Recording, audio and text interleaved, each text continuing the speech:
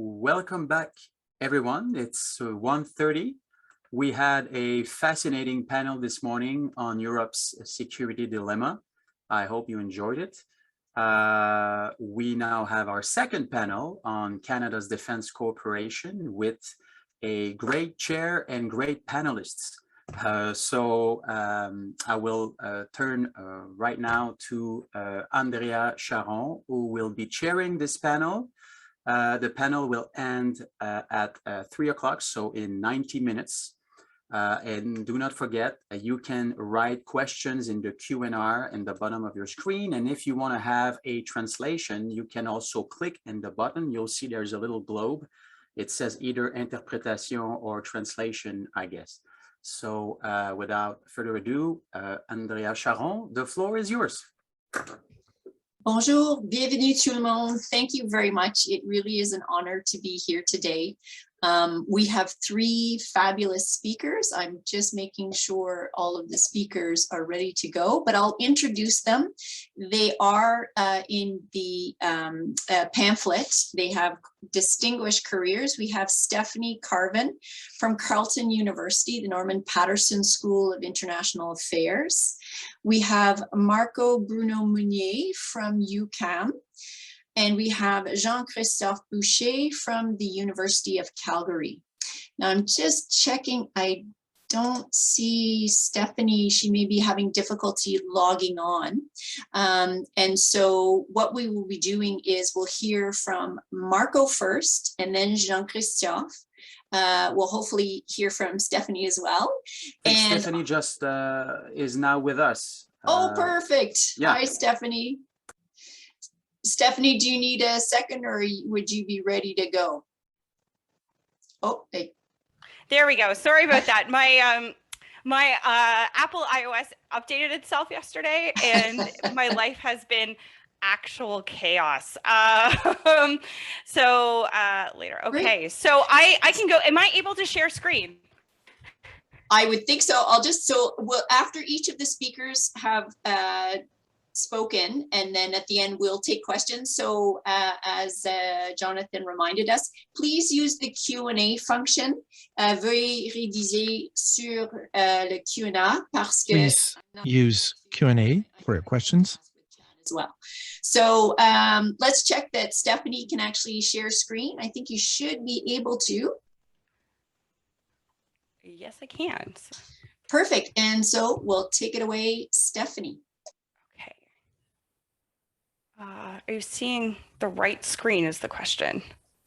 Yes, we are seeing from maple leaf to wallflower. Brilliant. Okay. Well, thank you so much, everyone. It's a pleasure to be here.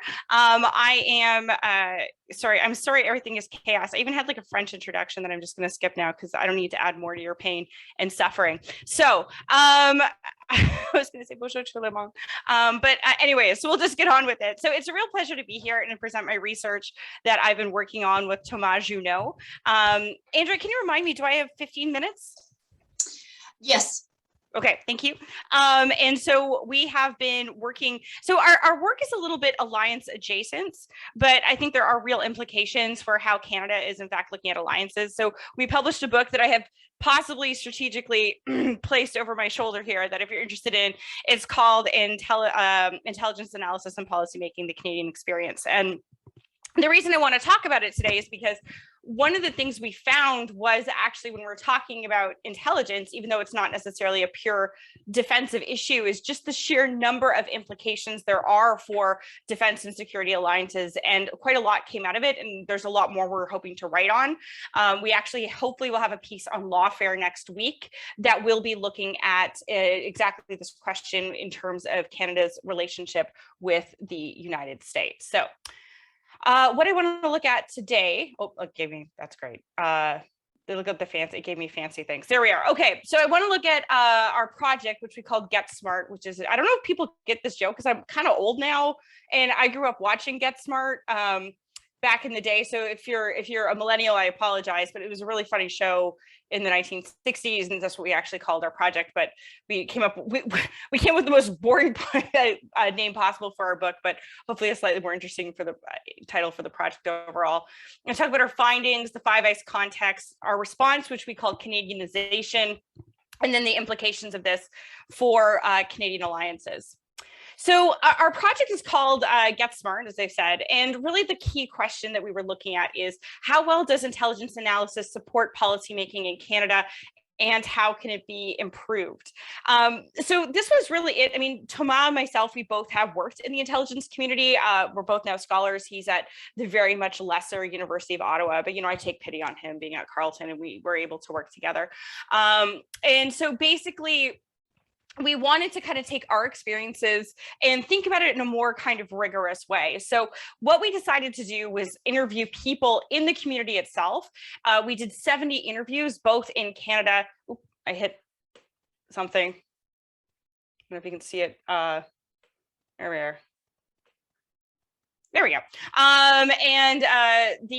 Basically we interviewed 70 individuals, and it really did range. It was people who were had worked in policy, but their jobs had touched on intelligence, people who were intelligence and they had to brief policymakers.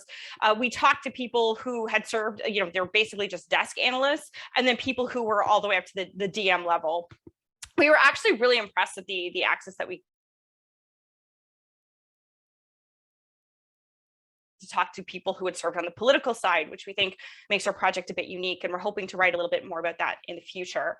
And people who are serving retired as well. But one of the things we did end up doing was talking to a lot of Americans as well, and some other Canadians, some Brits. So we did actually try to get some outside perspective on the Canadian intelligence community, where it is, where it's going, and things like that. So our findings for the book is that the overall performance of the Canadian intelligence and national security community is not great, but it has actually improved, particularly since 2000. In the 2000s, we saw the Canadian community itself was writing very, you know, I don't want to use the word academic pejoratively because we're kind of an academic conference, but, you know, papers that were long, it wasn't clear why they were being written. They weren't tied to specific policy,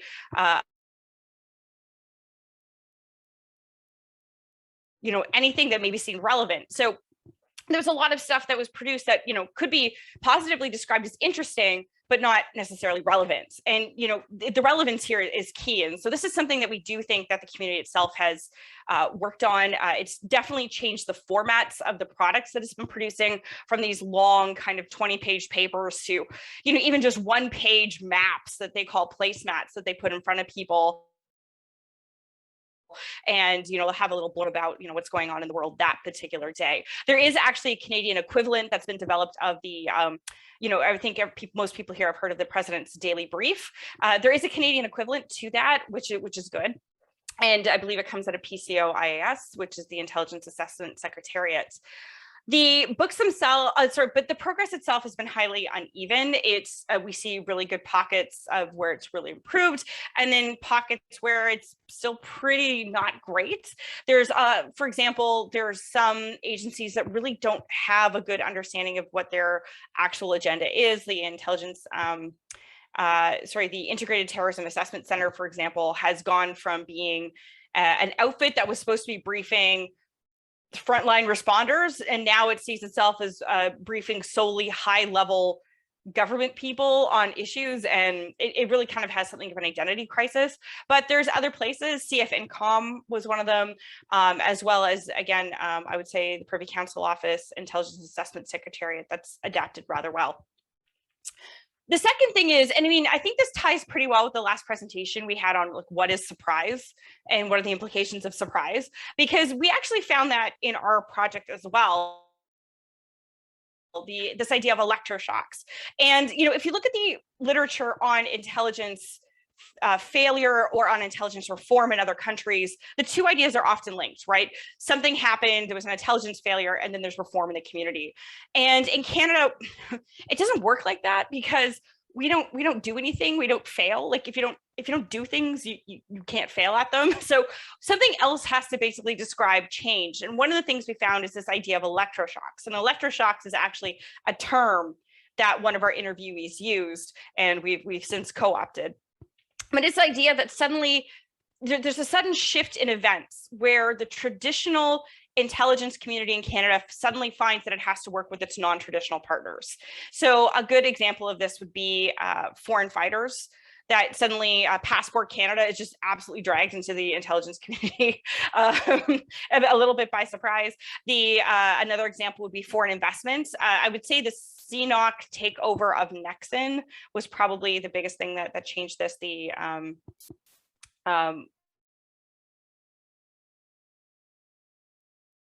Security implications to foreign investment in natural resources. Another big one is the 2016 US election, the problem of disinformation. And I would say the absolute biggest one right now, to no one's surprise, is COVID-19, where suddenly, Health Canada, although it's peripherally on the side of the intelligence community, is now very much working with national security partners. But the question is, this is very unplanned change and reform in the community. It's driven by events. It's not clear that this is a sustainable model. It's something that we're hoping to look at in our future research, but I thought it was interesting in the context of maybe the surprise discussion that we just had. And then finally, there's this kind of structural problem, which is that Canada is safe and no one really cares about national security or foreign policy. And we had that discussion as well in the last presentation, that our strategic culture is pretty unsophisticated relative to our allies. So changing this situation becomes very hard. So this is the situation in Canada. How does this apply to Canada's intelligence alliances? Well, in the Five Eyes context, the Three Eyes is real. Like when Aukus happens and everyone's like, whoa, it didn't really surprise me that much, because when we went to Washington and we talked to both Canadians and Americans, one of the things we found is that absolutely the UK, Australia, and the United States are kind of in a league of its own, even within the Five Eyes. I'm not saying the Five Eyes is disappearing. I'm not saying it's irrelevant, but there's definitely a division in the Five Eyes of the doers and the kind of wallflowers, which is where I got the name for this presentation. We're kind of a bit of a wallflower. And the thing that kept coming up time and time again from Canadians, from Americans, was Australia. And I know there's some Australians joining us later today, so I don't know if they're here now, but I'd be interested in hearing what they have to say. So they look at the problems through an Australian lens, right? When they look at a big issue that's affecting the world, they understand what their national security interests are. And then they make those perspectives known. And I think that's a really important thing too, is like they offer a unique perspective on issues. They put effort and resources in the relationship. Like based on our conversations, I don't think you can actually swing a stick in Washington or in the defense establishment without hitting an Australian. They're everywhere. They put people there, they embed them there. Canada, we don't. Yes, we have liaison. I don't want to pretend we don't. But it's a number of people said it's actually really hard to get people to go to Washington and actually just engage with like their counterparts there, right? You can fly from Ottawa to Washington, have your meeting and come back in a day, and people still don't do that. Now, I don't know if that's travel budgets or seen as unnecessary or people are lazy, I don't know. But it's just, it's crazy to me that, people think this proximity automatically guarantees this good relationship, and it guarantees a relationship. But the Australians seem to understand that if they're not there in presence, they're not front of mind. And then the third thing is, of course, they live in a much more dangerous neighborhood, right? So they have a much more mature intelligence culture. They take they write intelligence assessments, but they're really rigorous in how they do it. They're always kind of rethinking, critiquing. They actually introduce national security bills on average about every 2 years. So they're always updating their legislation. It's intelligence that has become central to their policymaking. These are the things that Australia is doing that kind of make it an active partner. So I do want to put a note here that often when I hear from Australians, they're like, yeah, no, it's not really how it works. But this was the report of our findings. This is what people were telling us. So, but Andrew Pickford and Jeffrey Collins have this really good term that I love to borrow. It's called Australia idealizing, which is, and there has to be a reflection of the fact that, their neighborhood is just so much different than ours. And it's kind of giving politicians that and present, like talk about national security in a way that, doesn't really resonate here in the Canadian population. But what is Canada not doing that Australia is doing that kind of facilitates these kind of, it's active participation in alliances? The first thing is Canada is just not devoting resources to cultivating relationships. I've already talked about this. It's allegedly very hard to get people to travel to Washington, even for a day, for meetings. We just don't really show up. Secondly, we're not bringing views to the table. We're often, we'll often sit there. This was described to me in various meetings that Canadians would show up and not necessarily have very much unique to say. And as a result, Stephanie, sorry, I hate to interrupt you. I do apologize. You still got a couple more minutes, but can you speak a little bit more slowly for the translators? Thank you. Sorry.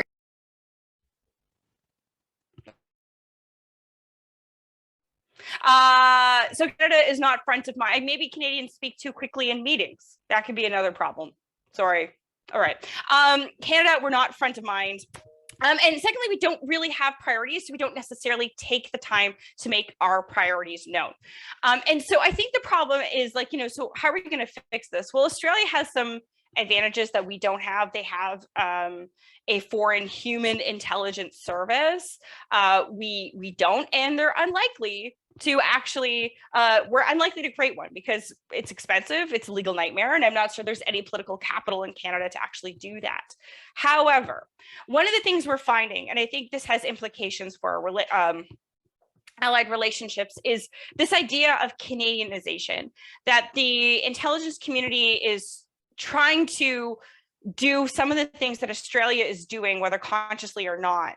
And that includes a number of steps to create a more Canadian perspective on the information we're getting, right? So Canada, of course, is a net consumer of intelligence. We get more than we give out.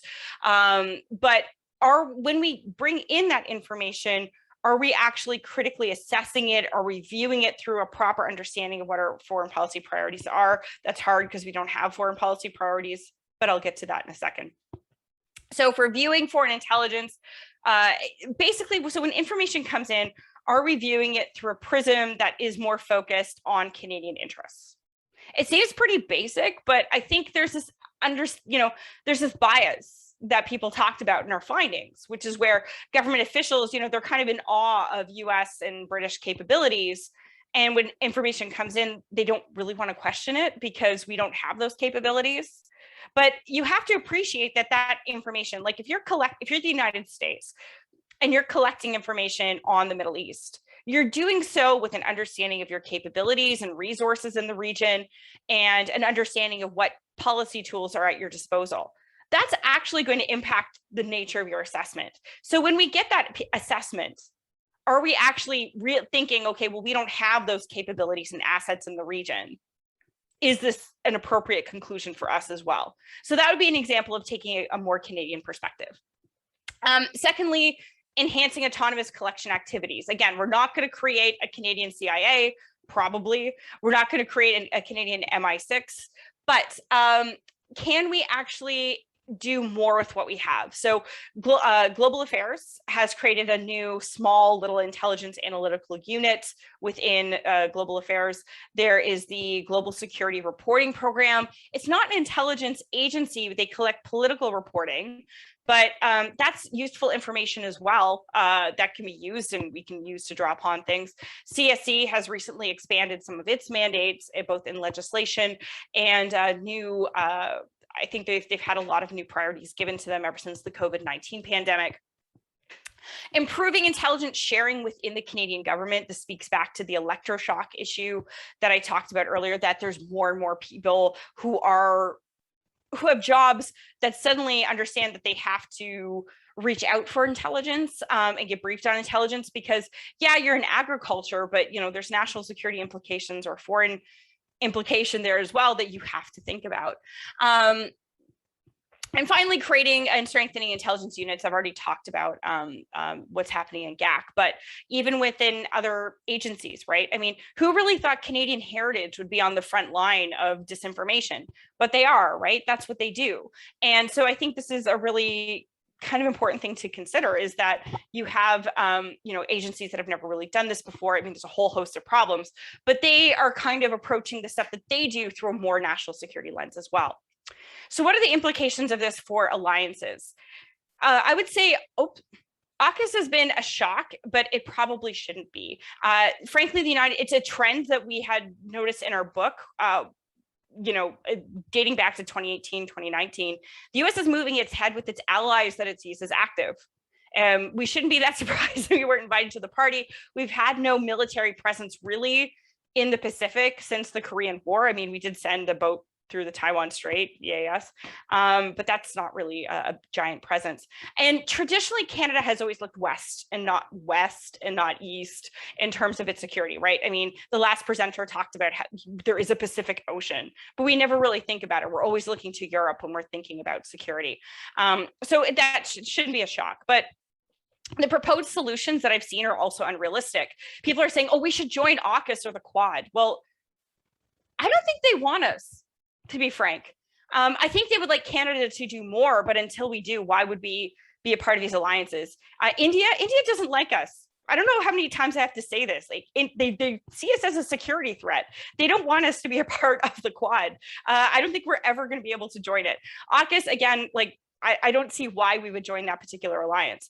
We're a chronic joiner, but again, we're not a constant contributor. So I actually think the implications of AUKUS, and Andrea, this is more you than me, so I'd be actually interested in hearing on you in this. I actually think the biggest implication of AUKUS for Canada is NORAD, right? Because now the US is looking to us to see if we're going to modernize NORAD, which opens up this whole ballistic missile defense issue. I think the debate that we're going to have in Canada is different from the one we had in the late 90s, mid 2000s. It's going to look different, but how different, I'm not sure. And I don't think Canadians are going to want to spend a ton of money on that right after the pandemic. So that's going to be interesting to follow. We really need a foreign policy review that just answers the basic questions of what do we want? How will alliances help us get there, and what should we contribute? And I'll end on this point. I call it searching for Frida. There was a story in the Globe and Mail, if you saw it, that our former foreign minister, now deputy prime minister, minister of finance, Chrystia Freeland, you know, she gave a speech in 2017 in the House of Commons, which was the most exciting and interesting foreign policy speech I think I'd ever heard a minister of foreign affairs say, basically acknowledging that the US wants to, quote, give up its mantle of global leadership. And we haven't seen anything like that, you know, come out of that. And that sucks.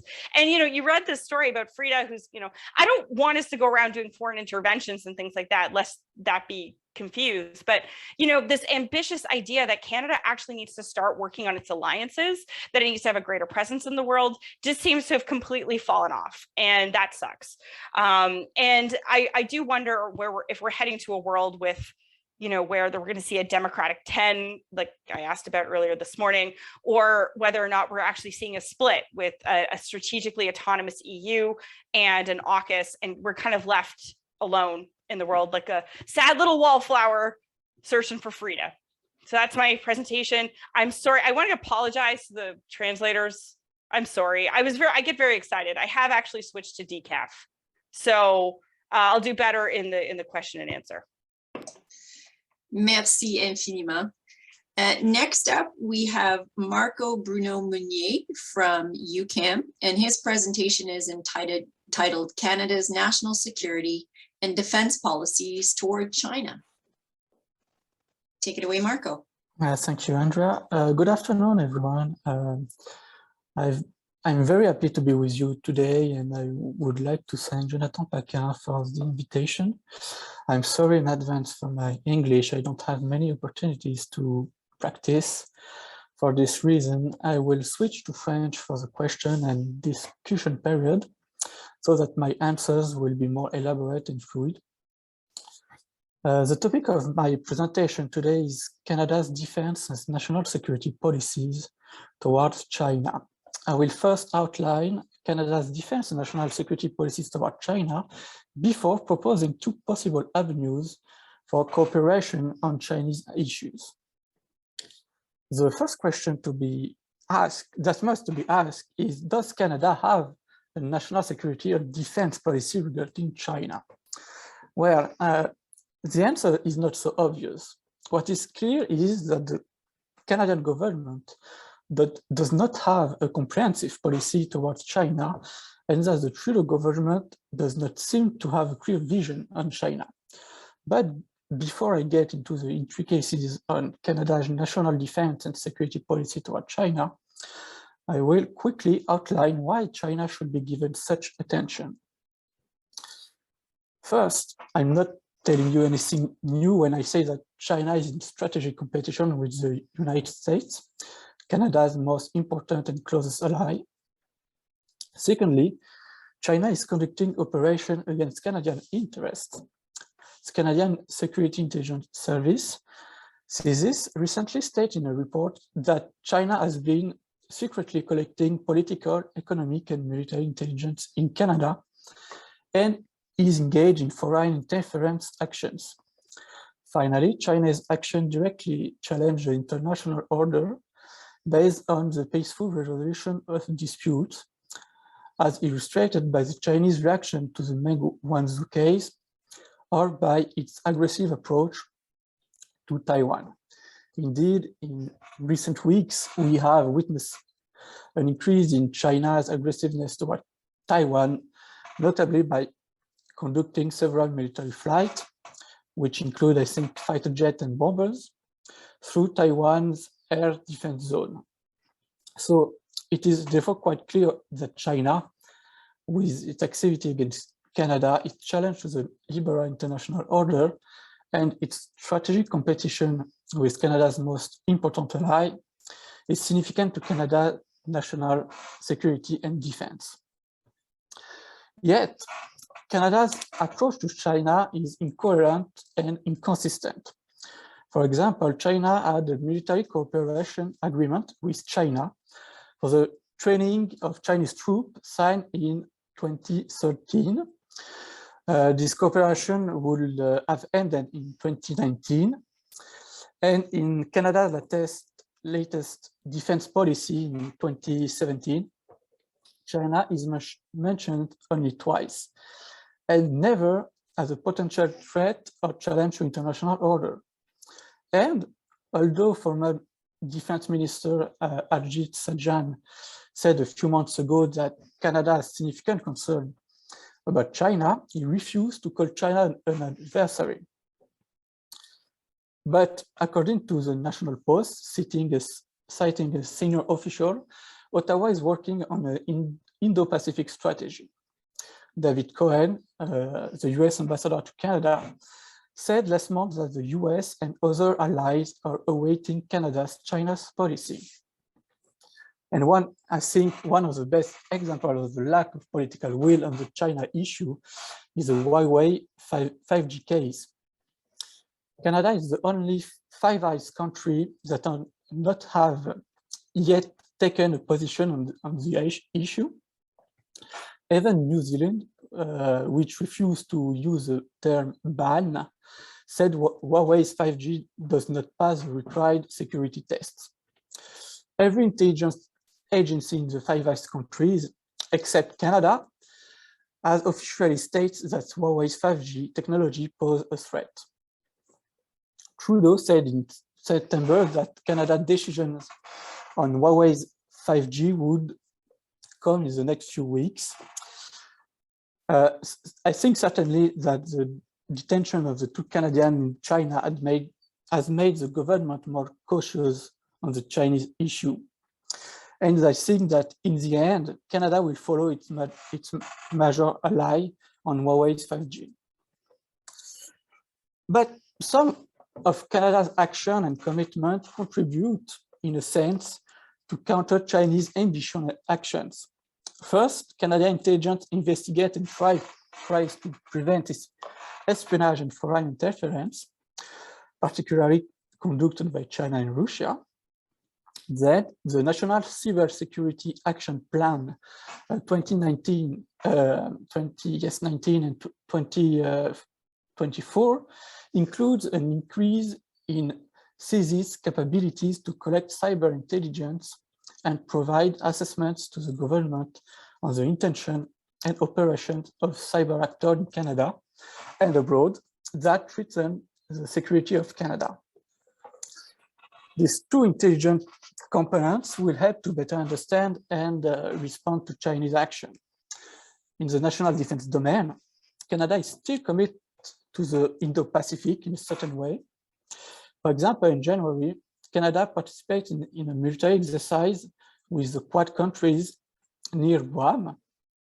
And last year, the Canadian Royal Navy participated in a joint exercise with the US and Japanese navies.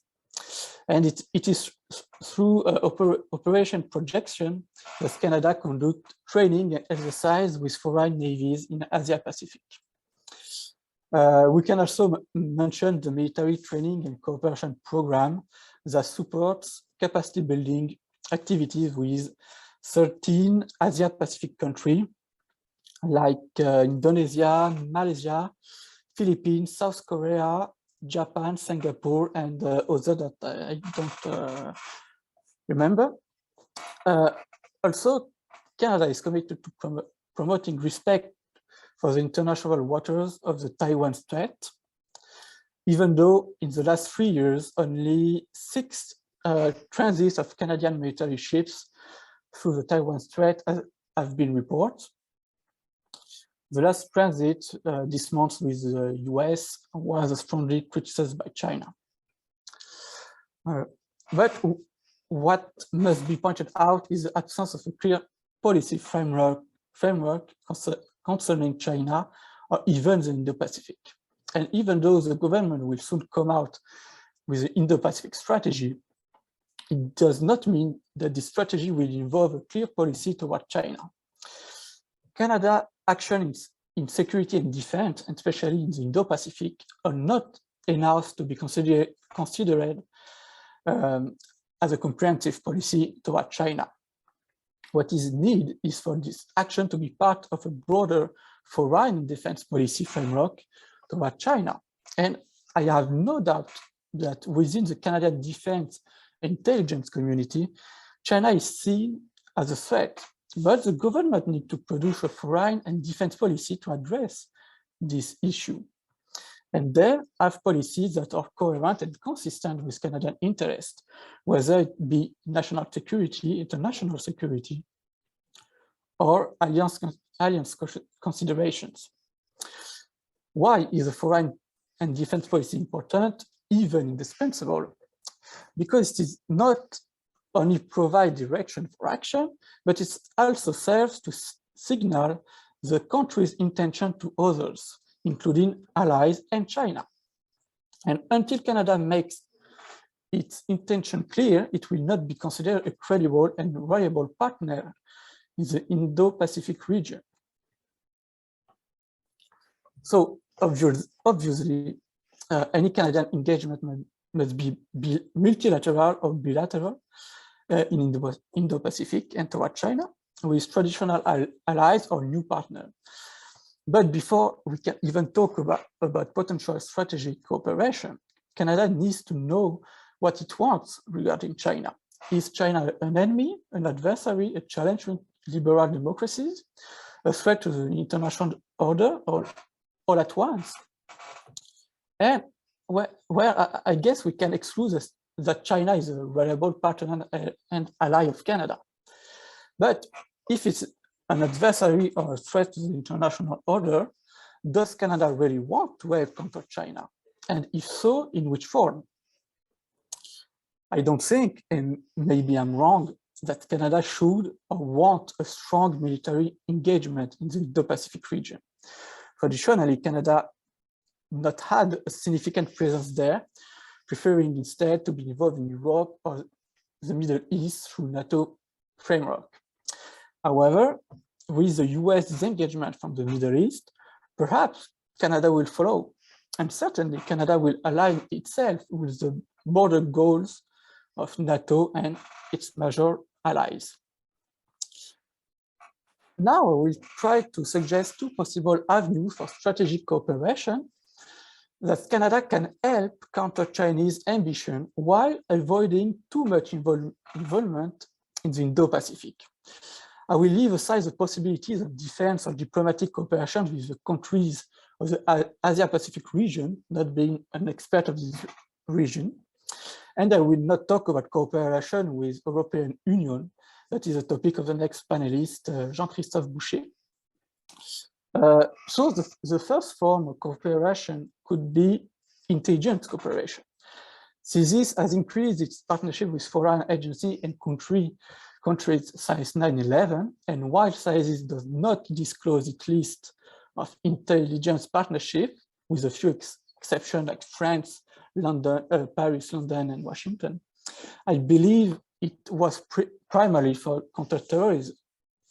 So there is a space to maneuver an Indo-Pacific intelligence cooperation, maybe not in a formal framework with the US, UK, and Australia, because I think one of the reasons for the Aukus agreement is the reluctance of New Zealand and perhaps Canada to significantly reorient the Five Eyes to counter China.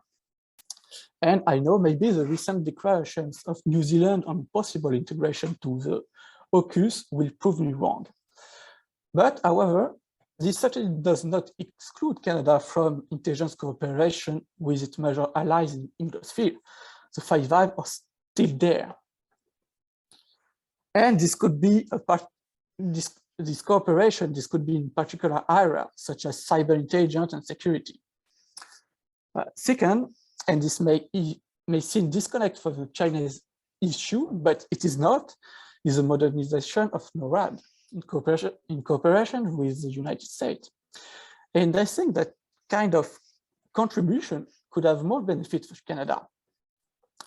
First, Canada would participate in continental defense and in the defense of its own territory. Secondly, China has been very interested in developments in the Arctic for several years. And moreover, China is developing hypersonic weapons. So to contribute to the surveillance of the North American continent, and in particular to the detection of threat and to all domain awareness, Canada could both contribute to the deterrence of Russia, but also of China in a bilateral framework with the United States. I will conclude quickly that a foreign and defense policy that addresses China is essential to guide Canada's commitments and to define its objectives in the Indo-Pacific region, and on the one hand, but also toward China more generally. However, I know reaching a coherent and comprehensive policy toward China will not be easy for several reasons. It requires political will, which Trudeau does not seem to have at this point. And secondly, the Chinese lobby is very active and influential in the Canadian business community, but also at the political level. The former director of CSIS, Richard Fayden, claims that there would be politicians who would be under the influence of China, though certainly such a comprehensive foreign and defense policy would not be easy to accomplish. Thank you very much. Merci beaucoup. And finally, we have Jean-Christophe Boucher, who is assistant professor at the School of Public Policy in the Department of Political Science at the University of Calgary. And his presentation is entitled Canada and European Defense, Redundancy, Opportunity, and Confusion. So Jean-Christophe. Right, so I want to change my title to Canada-EU Relations, Deer in the Headlight Strategy. So I think that's going to kind of cover what I'm going to do today. So when Jonathan said, you know, like we need somebody to talk about Canada-EU relations and not necessarily NATO relations, I said, like, this is great. I'm going to Europe in Brussels in a couple of weeks, and I'll have all these meetings with people at the embassies in Brussels and at NATO, and I'll have like a lot of interesting things to say to this thing. And then he told me that, you know, the conference was before the trip, which I think is a kind of a good way for me to think about how I perceive these, you know, Canada-EU relations, and you know, I'll assess whether or not, you know, I was right or how that changed afterwards. So it's a good way for me to think about these issues. So so my talk today is essentially trying to focus on two things. On the one hand, is to focus on the broader kind of changing nature of collective security in the European space, and thinking about the kinds of things that Canada doesn't have any really control over, but that really structures the way Canadian policies are done in the EU. And then I'm going to focus more on a Canadian perspective of what are the kinds of things we want to achieve in those relations, and how it is moving. My sense right now is that Canada was always, like essentially bragging about two things. We understand the Ottawa US relation, the Ottawa Washington relation, and we understand well the Ottawa Brussels Paris London relation. In terms, and I think in both cases, we don't anymore. And it's interesting to see how, talking to diplomats abroad, how more and more Canadians are confused and trying to understand what the hell is going on in Europe and how can we engage with these partners in some ways. And that was a long in coming. Somehow I think the CETA talks, our free trade agreement in Europe, was a wake-up call for a lot of Canadians. I remember being on trips in Berlin where we had meetings with people from, I think at that point it was DFATE, telling us like CETA is in the bag, this is easy, we have great negotiations. And then slowly but surely would go to Berlin and get all these Germans telling us like, no, we're not going to vote for this, and we don't understand how this is in the interest of Germany. And all the diplomats were there trying to kind of like save the day and saying like, yes, we need to focus on this. And somehow the CETA talks were kind of a forebringer of difficulties in our EU relationships outside of NATO. So the first part is really changing nature of collective security. There's a couple of things that are happening in Europe that is changing dramatically the way Canadians should think about foreign policy. If, like Stephanie said, we actually had a foreign policy review, we could actually make these things. But considering the fact that a lot of people in Ottawa, and especially within the Pearson building, think that we don't need a foreign policy review, I guess we're just gonna, wing it. So the first thing is the US decline. Jonathan talked about this, Kishal Shiga talked about this, and I think this is an important concern for Canadians. As the US are repositioning themselves in Asia, they tried to do this under Obama, the Russians invaded Ukraine, and that kind of threw the wrench into that plan. But as the Biden administration is doing this, what we're seeing is several things. One, at least on European issues, a less reliable ally. Secondly, what we're seeing is a US power that is less likely to cater to EU security concerns. What we're seeing more and more out of the Americans in Europe is trying to push European partners into things that the Americans care about and moving the center of gravity of their security concern away from the Middle East and away from European, Sino-European region and more into the Pacific region.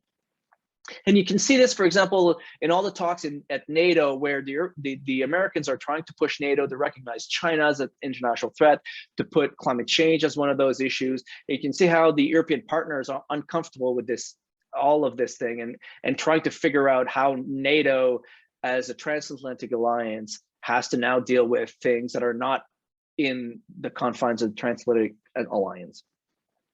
What that means for Canada is that for a long time, especially for NATO, we were basically riding the coattail of the Americans and being able to kind of be the junior partner in that transatlantic alliance.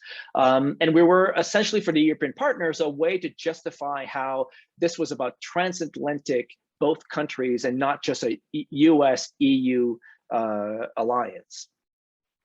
But that coattail is getting shorter, and that means we're starting to drag out of the coattail and sometimes have to kind of go back up on it in some ways. The second part, and the second kind of change, is that the EU security priorities are evolving and changing. We saw this morning, where we had a couple of interlocutors talking about how the French, the EU, and the British are thinking about these issues.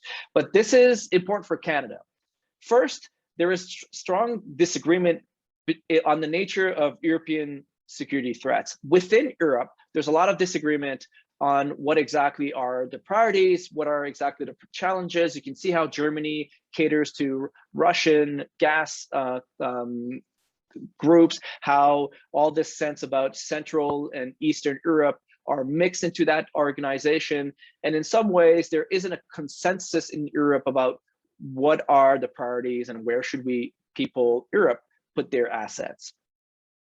Secondly, there's also a French disillusion with US reliability. We heard Olivier this morning talk about this. The anger at Aukus. What I'm getting out of the Canadian diplomats in Brussels is that the French are trying right now to kind of save the day and calm down the narrative in EU institutions, mostly because the French will take over the EU institutions in coming years, and they understand that they need to play and work with the other partners. Thirdly, there's of course the UK uncoupling of European, even on security and defense issues, and that creates all sorts of questions for Canada, who tries to both have a good relationship with the UK, but also with Europe. And the fact that these things are uncoupling means that now we have to have 2 meetings. And like Stephanie says, that means 2 flights. Like, that's terrible for diplomats. The consequences of this is that we also see that the European partners, the European Union institutions, are more and more serious in building some security capacities. We saw the strategic compass, which makes everyone wonder how this is squaring with NATO. There's a lot of concern in NATO on how these things are done. Internally, within the European institutions, we're being told that they're doing this in concert with NATO partners. In NATO, we're getting like, yeah, we don't think we get as much, like information out of what the European partners are doing, and we don't know how the strategic concern both in NATO and in Europe, EU institutions kind of align. And what we're seeing within the EU institutions, they're building up defense capacities within the EU External Action Service. They're starting to play a role in disinformation, in cybersecurity, and all of these things are done in parallel with NATO organizations. Which means what for Canada? Which means that in Canada, there is essentially, a multiplicity now of actors in Europe that are, building up capacities on security issues. And for the Canadian perspective, now it means that we have to kind of increase the roller deck of people to call in Brussels. And it's not clear right now who's the priority and who should do what. Finally, the third kind of changing nature of collective security is that there's an evolving security domain. More and more, we come to terms now with that climate change and refugee flow will become an increasing security concern in the past. And Canada right now is trying to think about these issues and how to put that in our security and defense position. Secondly, the impact of the COVID pandemic, not necessarily just the fact that now health security is part of the mandate of armed forces, but also a lot of people are wondering whether or not or how the pandemics and the economic recovery funding that we've put in place will have an impact on defense budget. What we're getting out of Europe is that there's a lot of opportunities and optimism about raising defense budgets. Actually, right now, if you look at the next couple of years, Europe is actually the region where defense budgets are growing the most. However, most of these are for platforms and for capital spending. And a lot of people are wondering whether or not this will be a sustainable budget increase or just like a blip. To be honest, I think the same thing in Canada. A lot of what you see in the growth of the strong, secure, and engage was, like a lot of increase in defense expenditure, but to buy kit. And it's not clear that these will stay in the future, which creates uncertainty. And also in terms of the evolving security domain, there's an increasing, realization that security threats are expanding, from resiliency to hybridity of new challenges, info ops, automation, hypersonic missiles, and the defense domain is moving very fast, and everybody are trying to kind of catch up at the EU level on the ramifications of what that means. that also means that we're building up all these capacities in ad hoc basis, and we're mostly reactive in our strategic thinking. So what about Canada? So this is what, like, this is the perception that we have from an evolving world.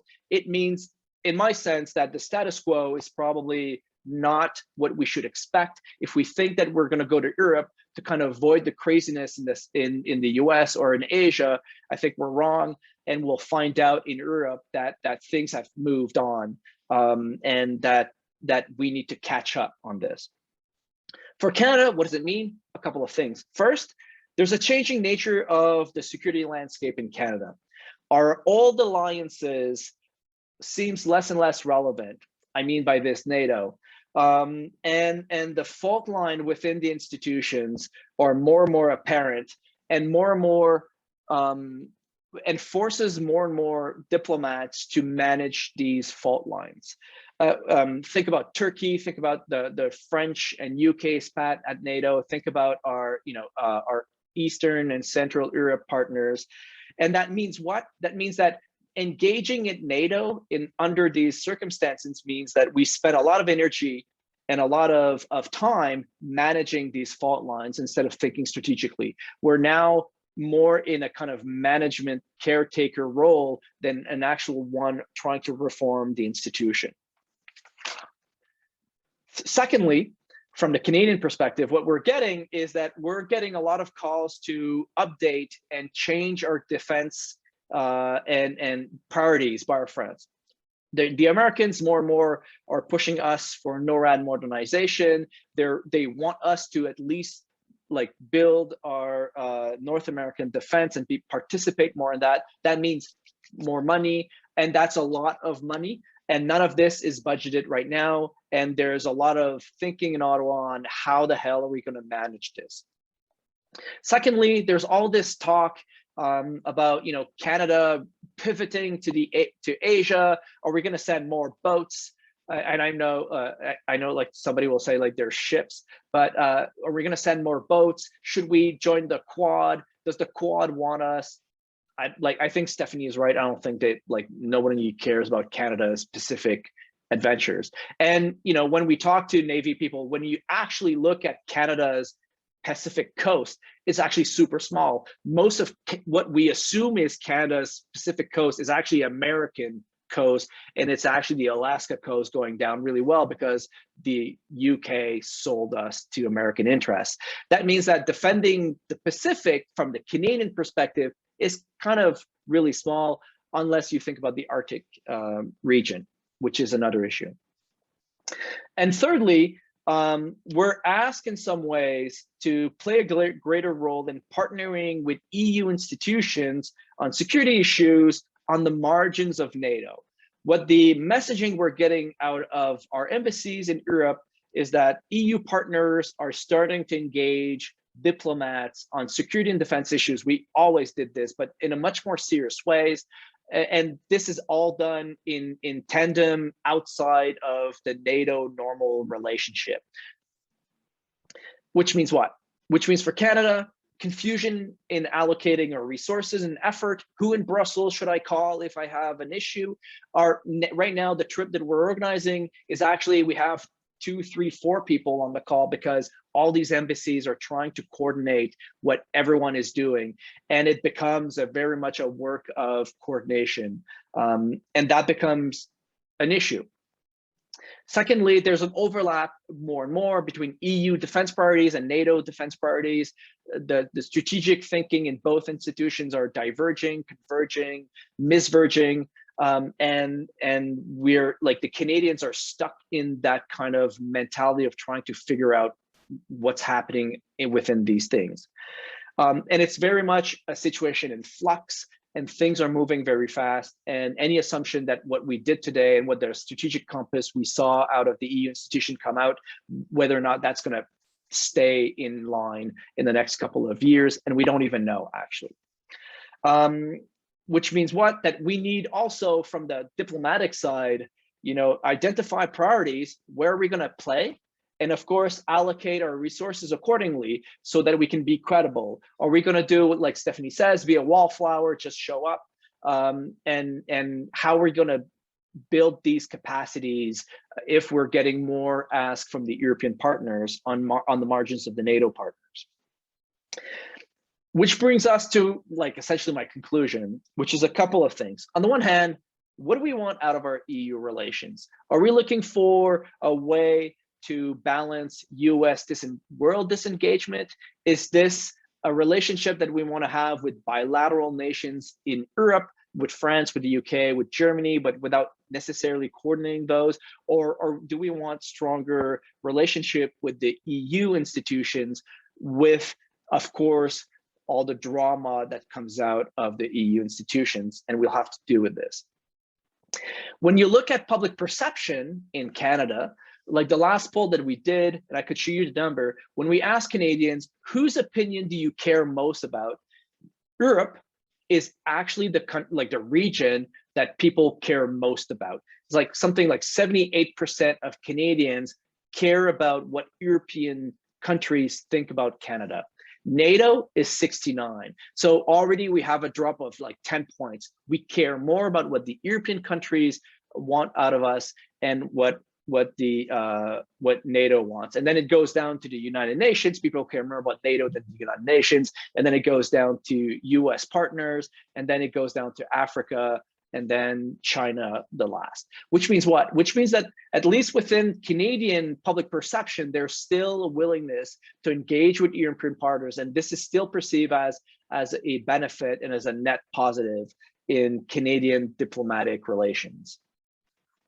Right now, the strategy that I've seen and then we're looking at is that Canada is essentially sitting at the poker table and keeps on calling in without, folding or without actually increasing the odds. So we're calling in and we try to show up without actually contributing to the money pot, but without actually doing things. And it's a very much deer in the headlight strategy where we're trying to figure out what it is. It's a reactive, not a strategic posture, and things need to kind of move on and in a way that is more positive. And I'll stop there. Thank you very much for all three panelists, really meaty conversations. We have a few questions in the Q&A, so please feel free to put them in. But I'm going to pose the first question to the three speakers. It's rare that we actually highlight what Canada does well, but I think there is some usefulness to doing that. Are there skills or tools that Canada has that we should be relying on more, especially as we look to the geopolitical world? We have, for the first time ever, 3 strategic competitors. We've never had to deal with that. Is there something that Canada does do well that maybe we should be doing more to address some of the challenges that the 3 of you have raised? So I'll start and I'm going to speak slow again. But one of the reasons I'm speaking slow is it's a hard question to answer. I was actually thinking when I was listening to the other 2 really interesting presentations, this was a fun panel to be on. My first thought was, what do we do well, actually? And I was kind of struggling, and I actually think that's a really frustrating question because I think we do have potential to do a lot. I actually think, we're going through such heartbreak now with reconciliation. Are there lessons that could we be facilitating more dialogue about reconciliation, not just in our own country, but like in other countries where this is taking place, right? Like, I don't want to say we're a model, but like we could, like, this I always thought would be a really interesting thing that we could talk about. We are good at talking about the importance of women in foreign policy, but we don't put substance behind it, right? A good example of this the other day, I think I lost my mind. Not the first time, not the last, but the fact is that there was a tweet that was sent out about Canada speaking in the UN Disarmament Forum, and our argument was women should be here. And that is so devoid of substance. I don't even know where to begin.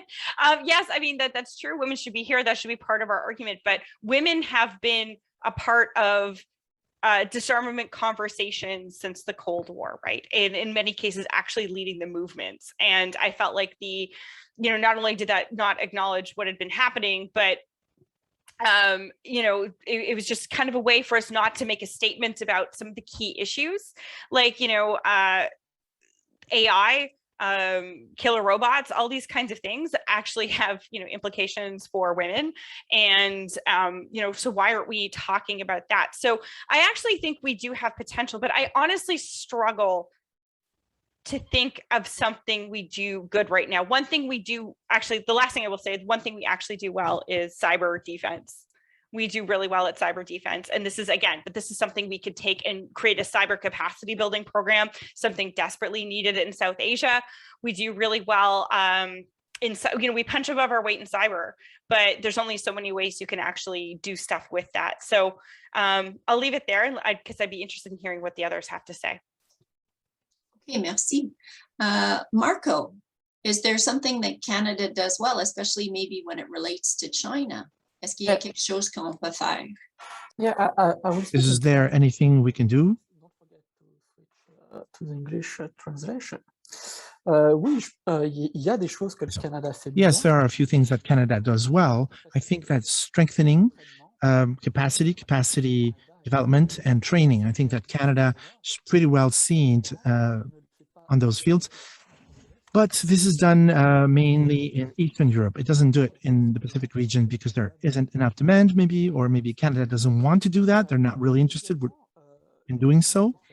And I'd like to say what Stephanie said. So what Canada does well is in cybersecurity.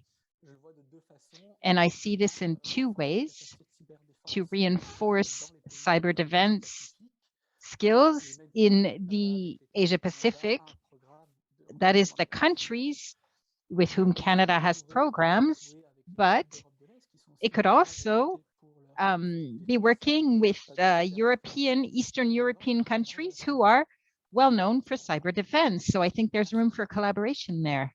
Thank you. Merci. Jean-Christophe? I was hoping you would forget about me. Est-ce qu'on fait quelque chose de bien, au moins dans nos relations? So do we do something good in our European relationships? Well, at least we're there. And in my opinion, given the contacts and relationships we have in the embassies in the European Union, we are active at the very least, and we're aware that something is going on in the area and that we need to be present. I believe that tactically speaking, we're going to be there, we're going to show up, we're going to talk to people, we're going to engage with them. Of course, all the military commanders will say tactics without strategy means not a lot, right? A lot of activities, but not a lot of direction. And I think this is where we are losing ground in this respect. So every time I talk to people in Ottawa, I'm discouraged about Canadian foreign policy. And every time I talk to people in embassies, I'm encouraged about Canadian foreign policy because I see that they're actually engaging with their partners abroad. But I think this is a good thing. Of course, I think right now we're trying to increase our relationships. I think now there is at least a realization that the status quo might not come back. And slowly but surely, I hope that we're going to see more activity beyond just performative foreign policy.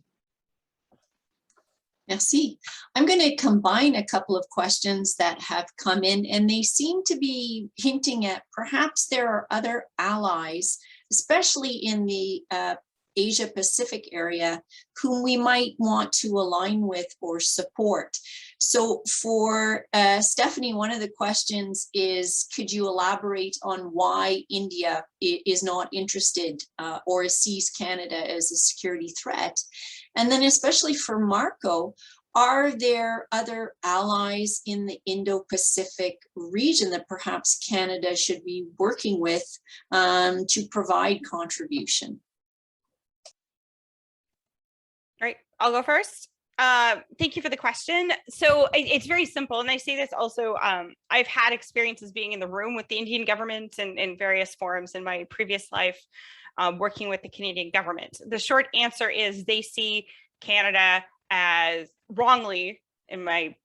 very wrongly in my view, as a hotbed of terrorist activity directed towards India, mainly emanating from the Sikh community in Canada. They really feel that Canada is a hotbed of Sikh radicalization and Sikh threats to India. And they've consistently been putting pressure on the Canadian government. This is why one of the reasons why when Trudeau went to India, he was just met with such hostility. And I think that's a real barrier in any kind of relationship. Now, someone recently has pushed back with me on that, saying India is more strategic than that and is a little bit more realist than that, and will actually put some of its ire aside for larger strategic gains. But Canada can't really offer any larger strategic gains that I think actually balance what, again, in my view, is the incorrect perception that Canada is a hotbed of Sikh violent extremism. And that's the answer. Merci. Marco? Oui, merci pour la question, c'est très intéressant. Je suis pas, Thank you for the question. Now, I'm not an expert on the regional powers in the Asia Pacific, but there is one country that comes to mind. And, if we think of what country could Canada cooperate perhaps more, I think of Taiwan. And I realize this is a complex question, a complex situation. It's also average power, medium power. And if China continues to take diplomatic and commercial decisions regarding Taiwan that could be detrimental, well, but this said, given the position of the US on Taiwan, saying that they would defend them, so I'm not suggesting here that Canada declares such a thing as well. It's not the place of Canada to do so, but perhaps a closer collaboration with Taiwan. And I know also that Canada doesn't integrate Taiwan within China. And maybe this should be reaffirmed with, of course, what is available to Canada to do so. Merci, Marco. Thank you. Jean-Christophe, anything else you'd like to add? On Asia partners, Japan, South Korea, I think there's a need to kind of engage with those, but we're already trying to do that anyway. And slowly but surely reinforcing our collaboration with these countries. But we'll have to realize that Canada will always be a big player in the Pacific. And we won't ever have the capacity to influence things the way we were able to do in the European transatlantic relations. And so usually I find that everyone wants us to do more and better, and everybody are always complaining that we are not, punching above anybody's weight or underweight or overweight or everything.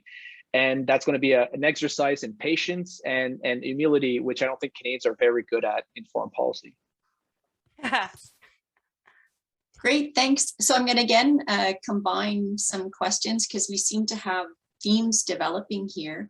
On the one hand, Stephanie was commenting on how Canada lacks a sophisticated security sort of approach. De l'autre côté, Marco estime que le Canada doit adopter une stratégie. On the other hand, Marco says that Canada should have a strategy in Asia Pacific. Those two problems. On the one hand, we don't seem to be able to have a strategic approach to national security. On the other hand, we're being asked to do more.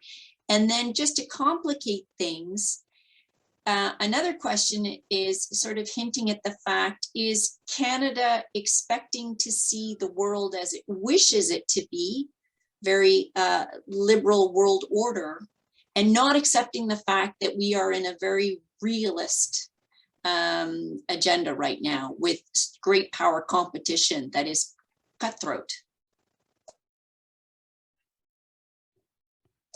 Jean-Christophe. All right. So I think this is fascinating, and it's like Charles Gigas's kind of question. So I think there's different ways we can think about this issue. In some ways, I think there's a generational shift in Canadian foreign policy that is moving. For sure, the old guard, the old liberal guard, were always super enthusiastic about the world order, but they're all 70. And in some ways, they're not in line with what you have. And in some ways, like the Trudeau government came into, like, you know, Canada's back, and they suddenly realized with all the meetings they had with people at global affairs and D&D that their rosy picture about an international order and a rule-based order might not be the kinds of things they'll be able to accomplish on a much more equal basis. What we're seeing in the polls that we're getting is that Canadians are more and more aware that the security environment has become dangerous. What we're getting is that actually influences the way they think about defense spending or defense operation. When we do survey experiment trying to tease out, like, you know, international threats, it actually moves their understanding of what they're doing. When we test them on international operations versus warfare, they actually don't care. When we look at the split between support for a UN mission, we see that this is a lot into the 55 and plus, and it's reducing, and the younger generations are a lot more isolationist. They're a lot more concerned about Canada in a broader, in a much more kind of like continental basis. So somehow I think that we're just seeing a shift in generational thinking as the people who came out of the Cold War and kind of made their careers during the 1990s are moving out of the data set, and the young ones that came out with the Afghanistan mission and right now the Russia and Chinese tensions, I think now they're more and more in line with this. So every time I read Justin Coulon, I see like the old guard bitching about how we're not coming back to the past, and then somehow I see this as like, this is because we're more realist than we think we are, and there's in our conduct we're more, you know, focused. We don't know what we're not ready to have this conversation internally, and this is why maybe we don't want a foreign policy review, because either we're going to tell lies or we'll have to tell the truth, and we don't want either. But I think this is where. But I want to see what the other ones are saying or thinking. Okay, merci. Marco? Oui, sur la question de Richard Giguère, je suis d'accord. Okay, I rather agree with Jean-Christophe. Canada is aware that the international environment is moving. And this was also apparent in its last defense document, in which we could see competition coming back between the world powers. And I also think that Canada is a little uncertain as to how to position itself, where to contribute, and also seeing the US turning towards China when traditionally Canada hasn't exactly turned to China, maybe more to Europe. And I think that Canada is trying to see how to be a reliable American ally without abandoning Europe, all the while leaving room to the Indo-Pacific and China once again. And I'll come back to the question regarding strategy on the Indo-Pacific. I think there's going to be such a strategy, and it's almost a certain thing, because all the main allies are developing one, namely in Europe. So Canada needs such a strategy, will come with one, but will it be somewhat shy? As we often see, we want to respect international institutions and to have a free circulation in waters. But what I'd like to see in the Indo-Pacific is a strategy that takes into account the fact that China is very present in this area. And I'm not so sure that policies towards China will be clear, maybe because Canada doesn't quite want to go there, and perhaps also because internally speaking, it's a bit complicated. Let's face it, you know, there's a lot of lobbying going on within the country in Canada, so this does toughen, make it a little bit rougher to move forward with such policies. And Canada, with respect to national security, is perhaps somewhat of a minimalist.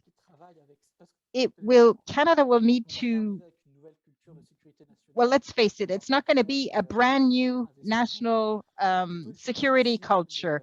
Rather, it's about targeting where Canada wants to improve. And I think Stephanie and Monsieur Junot are right on when they speak of Canadianization of information. So this information, yes, but we don't want to go into extremes that we can't sustain, much like in Australia or the UK or the US for that matter, which leads to paramilitary activity and so on and so forth. I don't think that's where we're going, but progressively to increase such capacity. So, you know, how to gather foreign information and to lower the barriers in this respect, I think this would already be the beginning of a good avenue to pursue. So thank you. Oh, Stephanie, do you have anything to add? Okay, here goes. J'ai fait une promis à Justin que je essaie de I reprendre en promised français. that I would at least try to answer a little bit in French. Alors, So, je suis très désolée à les traducteurs. Apologies. Apologies to the translators. No problem for the translators. Je pense que ce n'est pas possible. So, Il y a I une don't think croyance it's- que l'affaires there's a mondiales ne fonctionnent belief pas. that world c'est que- affairs are shaky. Ils n'ont pas la capacité de donner They don't have the des capacity conseils au centre. to Donc, advise. Mme Joly commencer pour Mrs. reconstruire les Joly affaires mondiales et is leur trying capacité to à donner des rebuild conseils. world affairs and Pour advice possible, skills, mais capacity. On peut espérer. Now, it's je suis très a désolée challenge, pour mon but we can français hope. d'Oshawa. Ce n'est pas le vrai This français, is mais Oshawa je French, prends by the beaucoup way. de courage So, de Marco please, qui fait I'm inspired by Marco une here who présentation en presented français, in en anglais, English, merci. so I'm doing my best here, bear with me. C'est très mal. So thank you for listening. I hope you were able to follow. Bravo, Stephanie. Okay, I have another question, and again, I'm going to pose it to all three panelists. We have a new Minister of Foreign Affairs, leaving aside defense options and things like NORAD and our contributions to NATO. Are there other tools we have, such as sanctions, our very diverse public service, perhaps development aid that might assist our allies and also frustrate the efforts of authoritarian regimes? Can we think beyond the defense realm?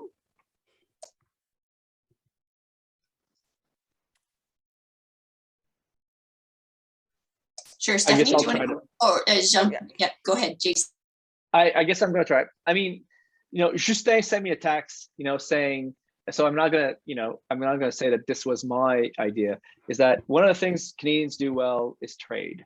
We're good at negotiating trade agreements, and we're good at engaging that level. And somehow I think this is where, you know, you get the most professional part of Global Affairs Canada. And those are kinds of relationships that we can engage on. On most of the other things, I think there is a very big need to rethink Global Affairs Canada, to re-professionalize the foreign service, to put money into that, to make it a good job. And, you know, like 50 years, well, I'd say 30 years of neglect is essentially, the result of what we're seeing today. So I also think that anything else will never get us the kinds of goodies and candies that we hope we're going to get, right? We'll never get the accolades we want out of development aid, and we'll never get the accolades we want on sanctions. And if that's the reason why we're doing things, then there's a problem.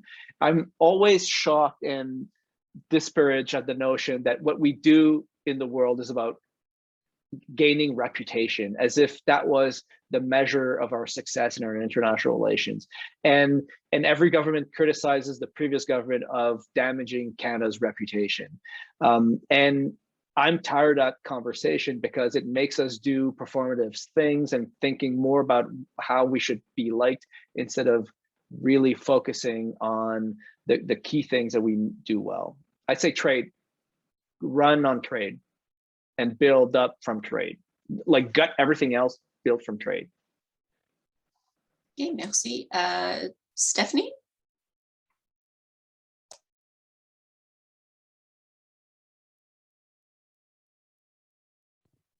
Damn it, I'm the worst on the panel. The thing that it took some inspiration from recently was Canada's ability to get this. It was not a treaty, but agreement on arbitrary detention. So I think that's really important for trying to. Excusez-moi, je dois enlever mon casque, c'est pas clair. For those kinds of initiatives, bon, ce genre d'initiative, trying to get people together about things on the common good. Now, I've subsequently been told that a lot of that effort that actually did produce that treaty did not come from necessarily global affairs, but actually Michael Kovrig wife was pushing hard behind it, but it wouldn't have happened without global affairs, right? So I think that's the kind of thing that we need to be seeing, and I hope that would be something we can support. I 100% agree with Jean-Christophe's position on trade.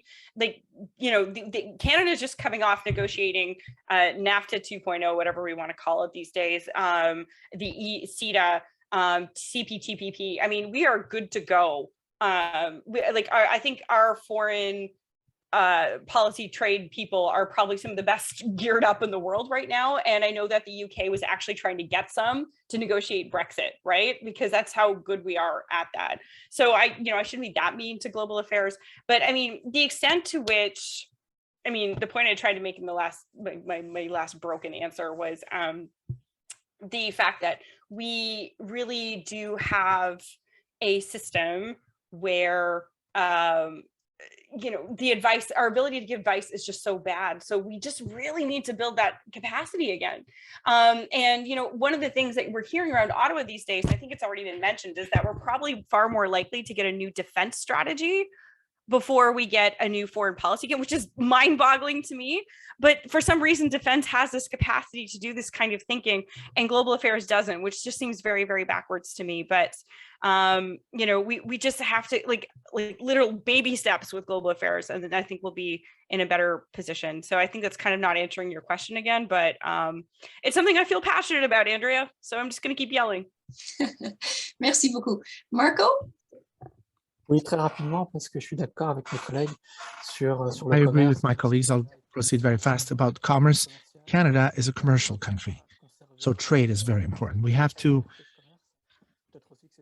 keep certain freedom regarding trade, and that's why we see the challenges, the upcoming challenges.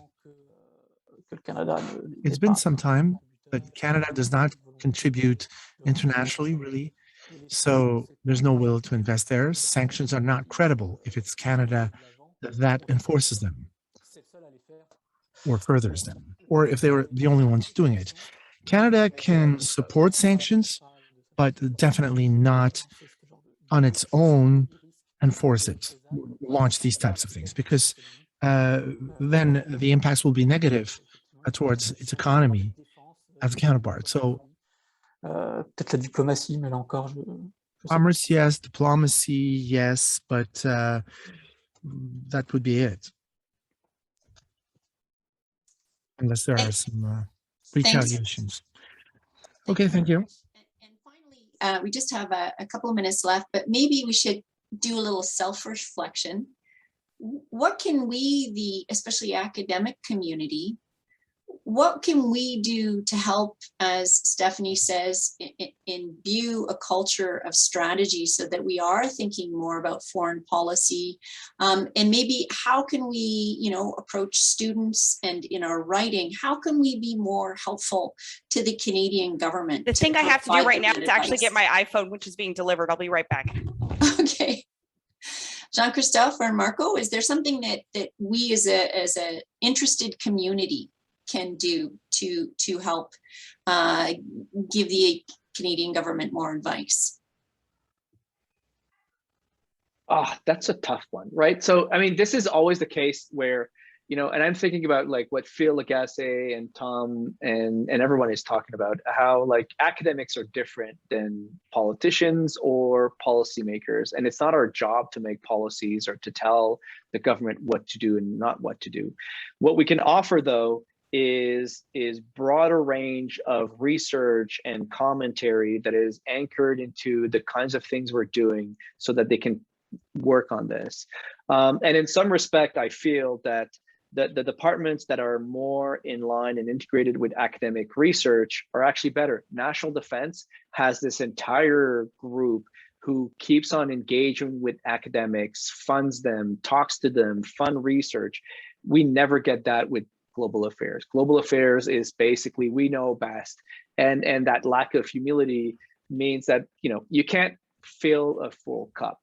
And that's always what I feel when I'm engaging with people in some parts of Ottawa. So I think our job is also to engage in the public domain, to write op-eds and to do this. When you look, like Andrea, I will bring you back to the survey that we've done for the CDSN, right? We've asked a question on who do you trust more on national defense? But I'm pretty sure if we did this same thing on foreign policy, it would be the same thing. And by far, the interlocutor in the Canadian space that was most trusted is academics. Then it was the intelligence community. I don't think people knew what that meant. And then it was military leaders. That was pre-sexual misconduct problems. I'm pretty sure if I do this question again, I think that's going to tank. And then it was like super low, the defense industry, and then lower politicians, and then lower the media. So us engaging publicly actually matters in some ways because it increases the credibility of the kinds of things we're doing. And people in doing public policy in a low trust environment is where our role as people are trying to think deeply about these issues. Sometimes we're right, sometimes we're wrong, and we're creating that debate actually matters in the grand scheme of things. Will it change the minister's idea about things? Probably not. But will it on aggregate have an impact? I think so. Merci. Marco or Stephanie, anything to add? Oui, rapidement. Yes, quickly. I'd like to share my point of view. I'm a young researcher. I'm still a PhD student.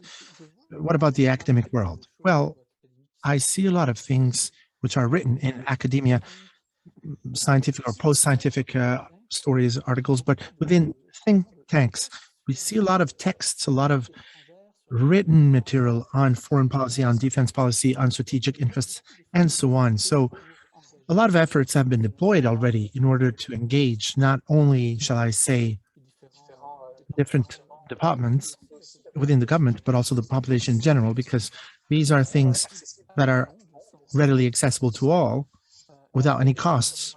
And as Jean-Christophe Boucher said it, I don't think that the academic world has a role to push any agenda or to, lobby the government in order to force it to do something. We have to provide analyses and some expert opinion from time to time. That's our role. But the government's role pertains to being receptive to that. If they're not receptive to our work, then I believe that in turn, we will be blocked somehow. We can't do anything more. I don't see how we could actively ask the different departments or requests from them that they would listen to us or that they would read us. We can't force them. A lot of things are done. We have to continue working that way, hoping for the best, hoping that eventually some people within departments will say, hey, by the way, look at this. You know, this is not that stupid. I mean, we should be interested in this maybe. Thank you. Hi, everyone. I just want to apologize.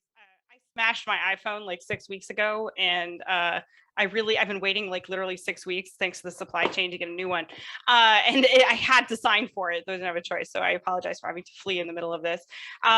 So in terms of what, I mean, it's really interesting, Christophe, to hear that. And I heard that in Marco's comments as well, the idea of academics actually being the most trusted. That's hysterical. I'm sorry. I think that's so funny. Don't worry, everyone. The academics have ideas. Said no one ever. But I agree. Like this idea of pushing ideas forward, aside, like keeping things.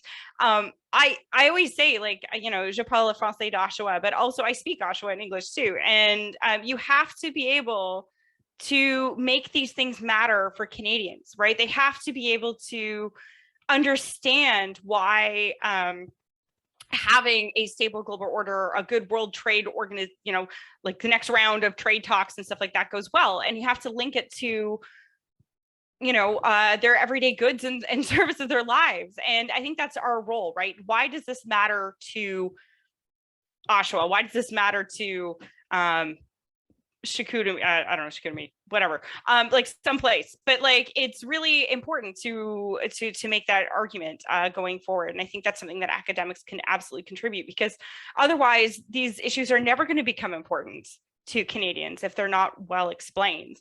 And that's always hard, because the currency of our profession is publishing in outfits that either want to put together a $200 hardback or a piece of research that's gated behind, you know, that costs $35 to read. And that becomes really hard. So it's also, I think, conferences like these that people can attend, trying to, you know, either tweet or publish briefings.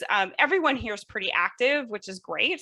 And yeah, I think that's actually one of the most important contributions that we can make, is just trying to explain to people. And I will actually say that Chrystia Freeland, while she was foreign minister, this was a big piece of her argument, right? In the speech in the House of Commons in 2017, and later on when she went to Washington to accept an award, she basically was doing a lot to basically explain why these issues matter to everyday Canadians. Why do they matter to the middle class? And you know, it's a shame that that no longer seems to be there with her absence. But it's something that I think that we could definitely take up in the future. Oh, it's 3 o'clock. I should stop talking. So on behalf of the audience, thank you, panelists, very much. And I turn it over to Jonathan. Thank you, Andrea. This was a great panel. I really enjoyed it. I learned quite a lot from it. So many things happened during this panel. We addressed so many important questions for Canada. Stephanie got her new iPhone. I'm sorry. And she spoke French, and I understood everything you said. So congrats to you. But seriously, guys, thank you very much. I appreciate it. You gave you know, your 100%, as we say, and I thank you for that. So we have a 30-minute break. When we'll return, it's going to be the third and last panel. So it's going to be at 3:30. It's going to be on defense cooperation among Asia Pacific partners, and mainly we'll focus on Australia, South Korea, and the United States. So stay tuned and see you at 3:30. Thanks again.